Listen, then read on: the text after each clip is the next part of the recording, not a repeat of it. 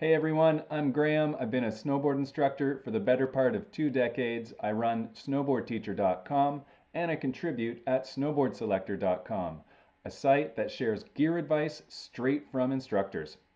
I'm here today with Kieran O'Keeffe, who runs the YouTube channel My Snowboard Journey, which documents Kieran's journey from snowboarding enthusiast to qualified instructor. So, our goal with this conversation today is to bring you insights that come from our casual chat about snowboarding, teaching, and everything in between. So, sit back, relax, and enjoy. All right, so Kieran, welcome to this. Did I get that right about your channel?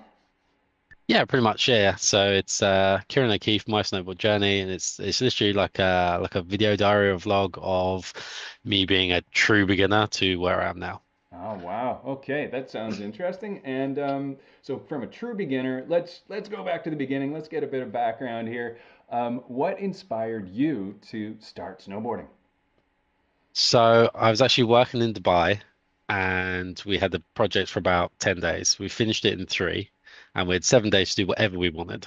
Mm, So I'm with these guys, and they're like, "Oh, we're going to do snowboarding. It's a big indoor center," and I'm like, "Oh yeah, cool. Let's try that. That sounds great." When we get there, they're like, "Oh, we're gonna go and do like snowboarding and stuff, and it's quite hard to teach you, so you're gonna do skiing." And I'm like, "Oh, okay, cool." So they put me on skis. They went and had fun. I couldn't stand up. After about half an hour, I was like, "I'm done with this." I had no instructor, no nothing. I was just on my ass. yeah. So I went upstairs, got a drink, just watching them have fun, and I was like, when I get home, 100%, I'm getting snowboard lessons because that is just like the funnest thing I've ever seen. There you go. Okay, good. So it was kind of FOMO, I guess, eh? As you Yeah. were sitting there watching these guys. Great, and good for you for getting a lesson. Yeah, I'm sure we can both agree that starting without lessons, you better be wearing Yeah. butt pads, right? It's rough. Okay, and you've moved from just being an enthusiast to being an instructor. So what prompted that change? So as I was doing my own lessons, I sort of progressed quite quickly, Yeah. and I ended up like helping my friends like with little bits here and there to help them progress. Okay. And then I just go with like an indoor snow center here, Yeah. and I just go riding around. And people come up to me like, "Oh, hey, how'd you do that?" And I'm like, "Oh, yeah, that's easy. I'll show you." And then it's just gone from there, and it's Yeah. it's just that wanting to like help people and stuff. So it's like, "Oh, I can get paid to do this. Cool. Yeah, let's do that."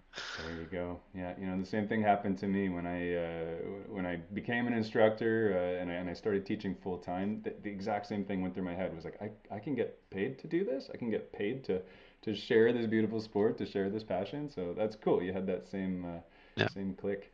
Um, and okay, let's move on to your YouTube channel. What inspired you to create My Snowboard Journey? So originally it was just for me. So I used to do like Mm-hmm. Twitch streaming and gaming, that sort of thing. And I was like, oh, okay, cool. And then I just wanted like a video diary of, hey, like my first turn or my first 360 or first trick. Yeah. And from there, it just became progress of myself getting better, but also people would be like, oh, hey, that was kind of cool. That helped me. And I was like, okay, cool. Maybe I can do like more videos and more stuff like that. So it's just turned in, it's still got the video diary aspect, but at Yeah. the same time, I'm trying to do a bit more tutorial stuff now as well to help other people out. Brilliant. Yeah, and it looked to me like you had sort of a bit of a community thing happening as well. Is that right? Yeah, so we've got like a Discord going. So for those that don't do gaming, Discord is like a Teams, Microsoft Teams type thing. Yeah. So on there, you've got different channels, so people can post their own like videos on there, pictures. So I give like free analysis of that. We've got some giveaways and stuff going on as well. But yeah, Cool. it's all cool together. All right. Brilliant. That's good. Now, I have to admit, I went onto your YouTube channel as I was researching, and I saw some recent videos that you posted where you were getting into, or I should say, refining your switch riding, right? So, Yeah. just for the benefit of the audience, can you tell us what switch riding is, why it's important, and how did that go? So switch riding, I think the simplest explanation is it's just riding your snowboard in the opposite direction of your usual lead foot. So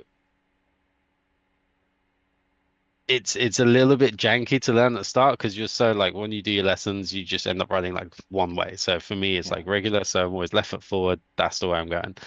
Yeah. Um, Ideally, it's handy to learn switch because when you start doing jumps and tricks, like if you do like a 180 jump, you're going to land the wrong way around, we'll say. Hmm. So you're either going to like eat shit or, just fall over, whatever. So if you can ride switch, it's going to help a ton as well. Yeah. It's also going to help with your balance. And I think as well, when you're a beginner and you're just riding down the hill, if you can only go one way and there's people near you or something happens, you've only Hmm. really got like two outs. Yeah. Whereas if you can like even just revert to 180 or ride the other way, it gives you so many more like opportunities to like get out of trouble, so to speak. Yeah. Yeah. Yeah. I agree with that. Cool. And I'll add in as well. Maybe you'll agree with this that I find that when I ride switch, it's a challenge, and it kind of helps me identify where you know, certain movements are maybe more challenging where I have to refine them a little bit more. And then when I go back to regular riding, I feel like a champion, right? Like Yeah, you're like I can do anything here. So it's kind of good for that morale as well. You can break down snowboarding, analyze it a little more, switch, and then you bring it into regular and say like or natural I should say and say, "Oh, that's why I feel so good." And then you can go back and refine it. But that's cool. It was fun to watch some of those videos and hear, as you said, a bit janky. Maybe like brushing your teeth with your left hand, your the left non-dominant hand, hand. yeah. Yeah, yeah. Cool. Okay. And another thing I noticed in, I think it was in just the description of your channel, it said that you've not only pursued recreational snowboard instructing, but you've also pursued adaptive instructing as well. Can you tell us about a little bit about that? Just yeah, so we can know. So I remember sitting in that bar in Dubai, right? Yeah. And everyone else was having fun snowboarding, and I was like the one that was left out, so to speak. Yeah. So with that in mind, I've always thought that no matter what you've got going on, whether it's like physical or mental, you should be able to snowboard in some sort of form or ski or sit ski, whatever's up to you. Hmm. So there's like a company in the indoor center in the UK and they do like adaptive stuff. So if Yeah. you have any sort of neurodiverse stuff going on, we allow them the opportunity to snowboard. So sometimes it's just they just need one-on-one tuition. Other times they need like special equipment. Yeah. But yeah, it gets everybody involved. No one's left behind, you know? Yeah. Yeah. Okay. So that was, would you say that was sort of your motivation for pursuing those certifications was to be more inclusive, to be able to cater to whoever Yeah, comes your way 100%. in terms of Yeah. lessons? And I think it's helped my teaching as well because Okay. like you get told to teach a certain way. So like I did the Cassie level 1 and 2, Yeah. and that's the way you're taught. But when you have a student say that can't see or can't stand or can't do something, you Yeah. have to like adapt your whole mindset and your whole lesson to Wow. make it like tailor it to them so Yeah. that they can get the most out of it, you know? Um, Brilliant. So I want to dive into this a little bit deeper. How would you approach a snowboard lesson with someone who has a visual impairment? What would you do there, just for an example? So we actually done training for that. There's an app you can get on your phone Okay. and it changes your camera lens and you can choose like the disability and it changes your lens so you can see what they can see. Mm-hmm. Um, so you have to do a lot of guidance and stuff like that. But we have a like a partially blind skier at Mm-hmm. our indoor center. So we have to have they do a lot based on feel, obviously, Yep. but we have a guy that goes in front that will click poles right behind him, and then he will then ski after that, and then Click you'll have poles. Yeah. like bodyguards behind, and he will follow that sound no matter where it goes. Mm. Now there are some people that come through and they like they've got proper high vis and stuff on, but there are some people that come through and like click the poles as well, so and then he ends up following other people, but not ideal. But he's very good to be fair. Like he's got all this stuff going down, so. Okay. Okay. Oh, very interesting. I don't know if you've tried this.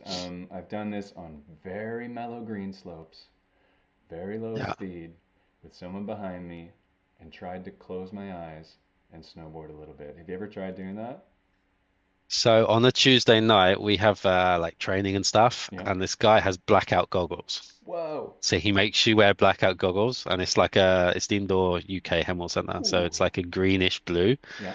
I can heel side turn, and I can like heel slip, toe slip. It's just a toe side turn. I get there, and then your brain is like, whoa.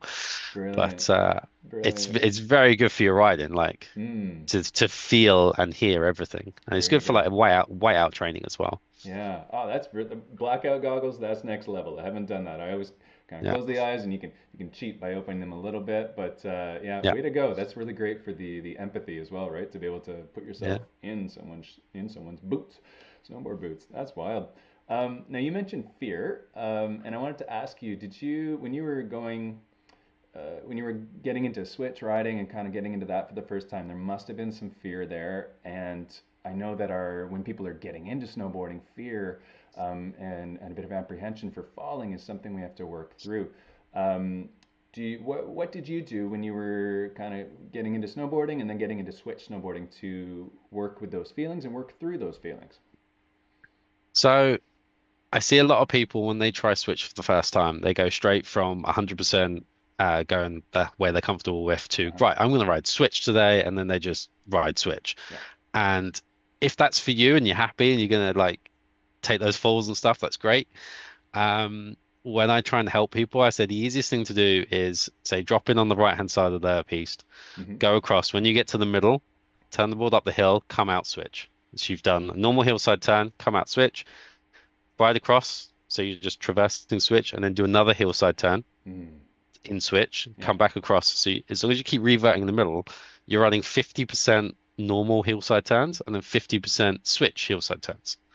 Okay. So instead of riding switch the whole time, you're just sort of breaking it down a little bit, and you don't feel so bad. So if you're like if you're worried about what people think and they're looking at you and stuff, at least they go, oh well, okay, he's good on that side of the slope. And then as you get more comfortable, you can Yeah. then switch it around and then do toe side. And Yeah. once you're comfortable doing that, you should be able to switch generally or do switch riding. There you But yeah, if go. you break it down a little bit, you're gonna have a better chance. There you go, and I think that's the key for sure. If something's challenging, break it down into those manageable steps. Great idea.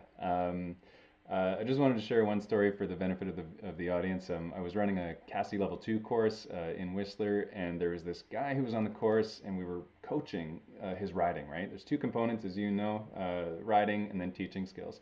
So I was Oh, um, coaching this guy with his riding, and he was having trouble getting weight over the back part of his snowboard, which can give you a bit more grip in the lower part of your turns and create a bit of board performance, right?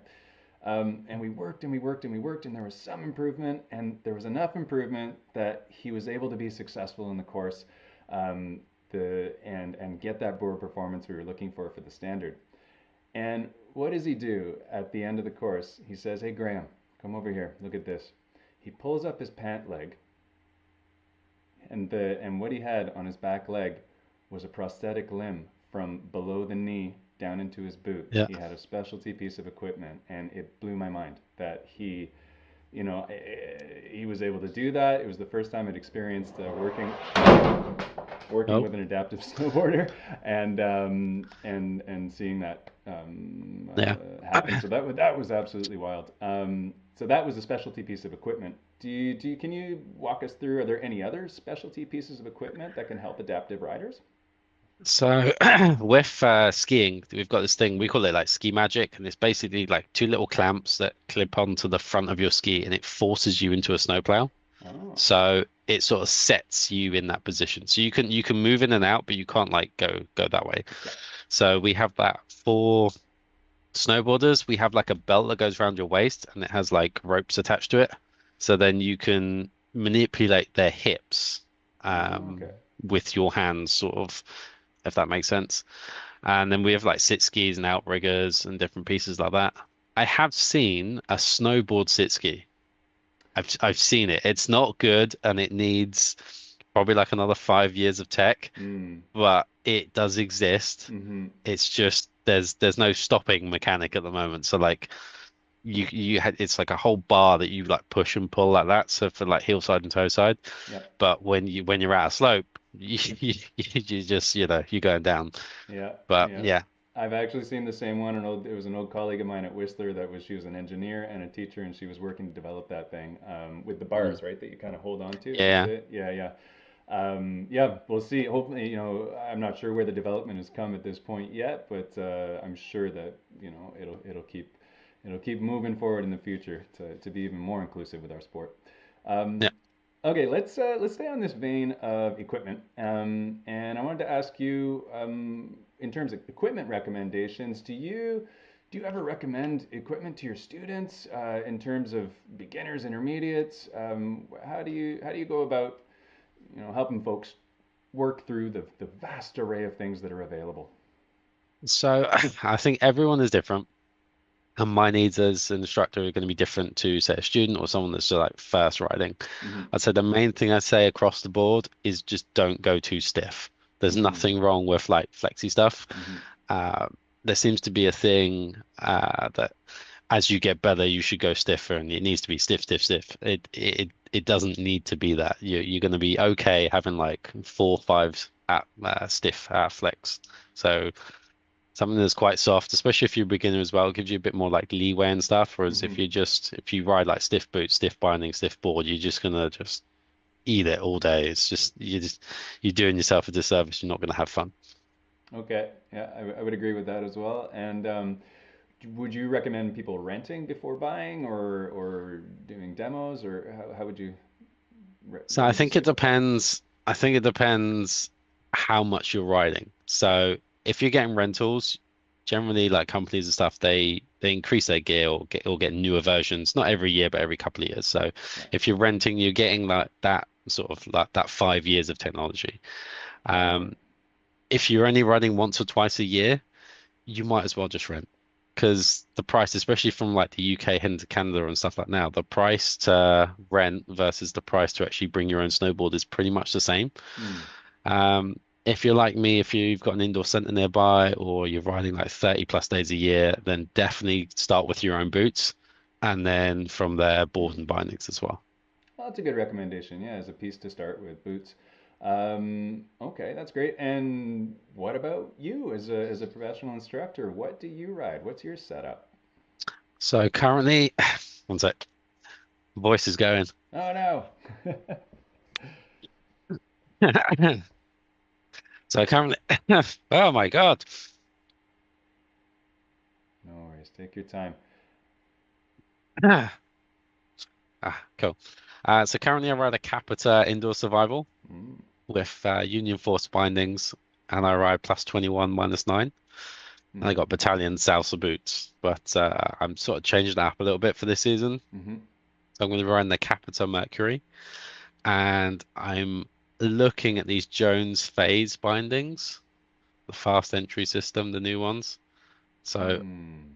I can see a color sparkle in your wise, eye. I can see a sparkle in yeah, your eye. I think you're already 90% committed there. yeah, I just want to try. I want to demo them here first, and Okay. then I'm just going to order them straight to Canada. So I wanted to ask you. Okay, just to backtrack a little bit, you said plus 21 minus 9 was that? Yep, And just yep. for the benefit of our audience, can you just what does that mean? So you have you have your bindings set on your board, right? Yeah. So if they were 0, 0, they'd be like that. If this is my front foot, and the thing that's like this way is like plus, Yeah. and the thing this way is negative. So generally your front foot will be a positive angle, usually like 15, 12, depending on what you want to do. Like there's different stances. So you can have like a duck stance, which is very much like 15, 15 or Hmm. 12, 12.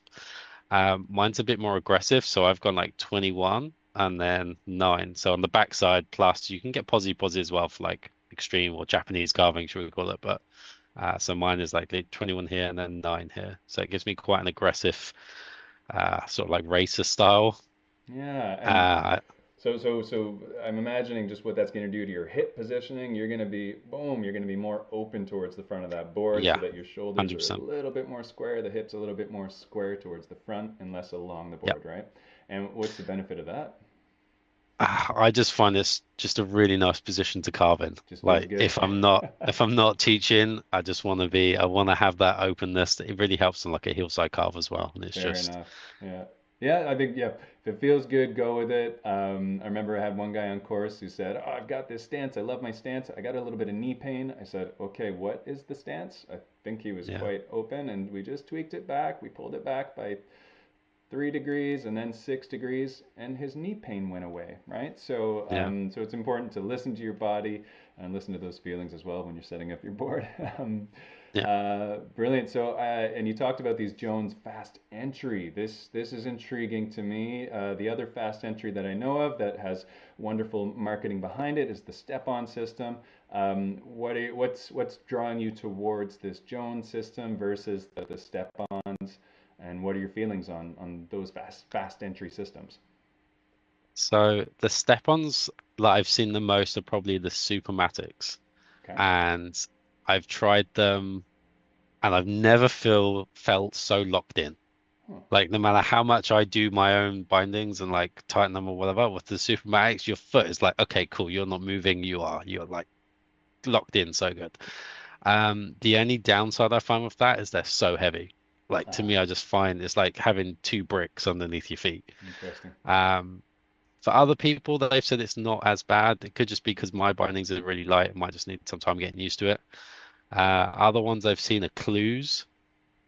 Um, Anyone that I've spoken to that has clues says they're great and they do what they do, right? But I have seen 5 people eject from them. Ooh. So Okay. I think that it could be potentially a user error. They haven't like clipped Yeah. in properly. But that's not a extra risk I want to add to my snowboarding, you know? Yeah. Um, and then you can get like Burtons and you have to buy your own like special boots and bindings to like clip in together. Um, in terms of like the phase stuff, ironically, when I started snowboarding, I've thought, oh, why do we have two straps? Why don't we just have like a plastic or like a cap at the end for your toes? Hmm. So with the new phase stuff, you can like set your toe strap, and then your toe strap is set, and then your heel strap just becomes like a really long band, so you can actually get your foot out, and then your high back it sort of like clips in and clips out. Okay. So A little bit along the lines of it, what the flow bindings do a little bit, but yeah, yeah. yeah. So you still got to go toe to heel when you put your foot in, Okay. but it just allows you to because that heel strap comes so far off, it just allows you like a better angle to get your foot in, you know? Okay. Good. And it sounds like you don't need specialty boots to go along with it as well. Right. No, any boots, pretty much any board. So yeah. Ah. All right. Very interesting. Do you let's go a little bit future focused in your snowboarder teacher's brain, and as an enthusiast, what do you see anything in the industry that you'd like to see? What would you like to see develop in terms of binding tech or boards or anything? Is there anything you're just you want it to be there? I mean, from equipment, I think we're almost getting to a point now where the gains aren't as much as they used to be. If you look like back like 20 years, Hmm. you get new edges or a new shape or whatever, and it would revolutionize the whole industry. Whereas now you've got a lot of these one board quivers, should we say, they do everything apart from like one thing. So like my board does everything apart from power, which is great, perfect. I now need a power board, but right? Um, I don't know, it would be nice if you could get a board that did everything. But I think the different styles and ways of riding, I think you're always going to have you're going to need like 2 or 3 boards or 2 boards, should we say. Definitely. Um, I mean, in terms of teaching, it would be nice if there was like a unified snowboard board, if that makes sense. Because you got your Cassie and your Basie and stuff. Uh, at the higher levels, it's the same thing. So if you took like 2 level 4 snowboarders and didn't know what exam board they were from, you'd be like, oh, okay, cool, yeah, they're both really good. They both run the same way. But at the lower levels, it's very different, I think. Okay. It's just teaching you the same principles, but just in different ways. Yeah. So, I mean, my personal experience, Cassie is very much with the hips, and then Basie is very much with the feet. Okay. And I found that if I'm teaching someone that's quite athletic and they've done sports before, you can teach them with the feet and they'll be fine. They'll just pick it up and they'll go. But Mm. if you get some people that have never done any sport and they're just Mm. like trying it because their friends are trying it, they find it quite hard to use the feet. Whereas Hmm. if you get someone to move their hips, other joints sort of take care of themselves, if that sort of makes sense. Okay. Yeah. And most people can just, oh, okay, move your hips. Oh, okay, cool. I can do it. Oh, wow, it's working, you know? So, Hmm. um, yeah, I think it would be a way, something would have to happen. So you're teaching the person the right way based on them rather than just going, right, I'm Cassie certified. It has to be the Cassie way, you know? Sure, sure. So onus on the instructor to have multiple tools in their pocket, I suppose, they can pull out Yeah. to tailor the lesson. Yeah, interesting. But I think we can both agree if anybody out there is going to be getting into snowboarding or wants to refine their snowboarding, that having a coach to do it is probably a good idea, right? Yeah. Um, Brilliant. So, and in the meantime, what you can do is head, why don't you tell us, we're going to wrap up. Why don't you tell us where people can find you so they can go get tips and dive into your snowboarding world a little bit. Go ahead, tell us where we can find you. So I am on My Snowboard Journey on Instagram, TikTok, and YouTube. And I basically release a long form and a short form video every single day. Brilliant. Okay. Any last piece of advice for the folks out there? Uh, I'd say I think whether you're riding like 1 week a year or 100 days a year, you definitely got to do some stretching, like dynamic stretching before you start. And then even if you're just out on the mountain, do an hour of like practicing something you want to be better at, or practicing something you're not good at, and just like knock it out in the hour in the morning. And then after that, just go have fun. Just go do your thing, be with your friends, There you hit go. every side hit you can. Love it. Okay, so those are some great pieces of advice. Again, you can find Kieran, My Snowboard Journey on YouTube.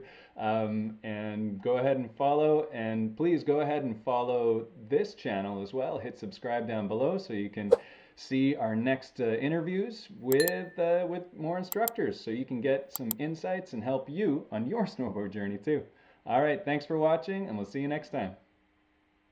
So yeah, cheers.